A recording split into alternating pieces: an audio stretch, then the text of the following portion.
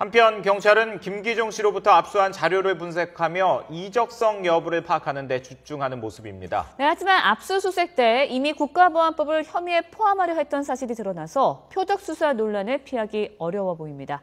수사본부가 치러진 서울 종로경찰서에 취재기자가 나가 있습니다. 최원석 기자. 네, 서울 종로경찰서입니다. 네, 경찰이 김기종 씨의 국가보안법 위반 여부를 확인하고 있다고 전해드렸는데요. 지금 현재 진행이 어떻게 되고 있나요? 예, 경찰은 지난 주말 동안 김기종 씨로부터 압수한 자료들을 분석하면서 관계자들을 불러서 계속 참고인 조사를 하고 있습니다. 또 압수 자료 200여 점 가운데 이적성이 의심되는 30점을 외부 기관에 감정 의뢰했습니다.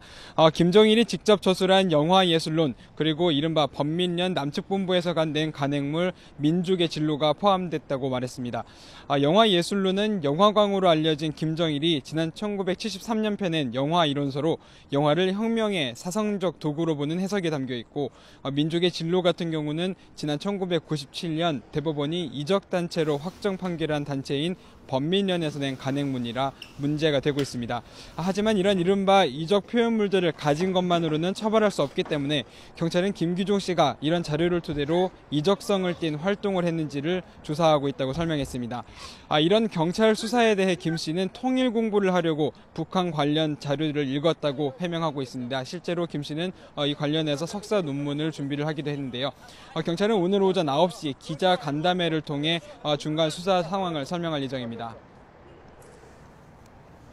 네, 그런데 경찰이 애초부터 국가보안법 혐의를 김기종 씨에게 미리 적용하려 한 사실도 YTN 취재 결과 드러났다고요? 예, 그렇습니다. 경찰이 김기종 씨의 사무실을 압수수색하는 과정에서 영장을 신청할 때 이미 국가보안법 혐의를 적용을 해서 신청을 했었던 것으로 YTN 취재 결과 드러났습니다. 하지만 검찰에서 자칫 종북몰이로 비춰질 수 있다며 압수수색에서 국가보안법 혐의를 제외할 것을 주문한 것으로 확인이 된 건데요. 경찰이 이런 검찰의 주문에도 압수수색을 통해 확보한 자료를 토대로 김 씨에게 국가보안법 위반 혐의가 있는지 파악하고 있다는 겁니다.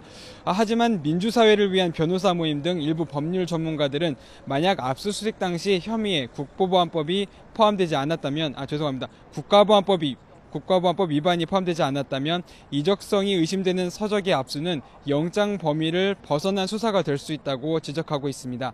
추후에 재판에서 유죄의 증거로 쓸 수 있을지 의문이라는 건데요. 경찰은 이적성 의심 자료들을 분석해 김기종 씨의 공범과 또 배후를 찾고 있지만 아직까지 명확한 증거를 찾지는 못한 상황입니다.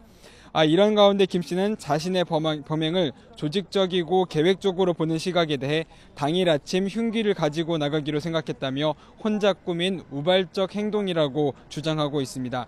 일단 경찰은 압수물 분석과 함께 통화 기록과 금융거래 내역을 확보해 관계자들을 추가 조사할 예정인데요. 경찰이 김 씨의 극단적인 행동을 너무 무리하게 국가보안법 위반과 연결시키려고 하는 건 아닌지 계속 지켜봐야 할 것 같습니다. 지금까지 서울 종로경찰서에서 YTN 최원석입니다.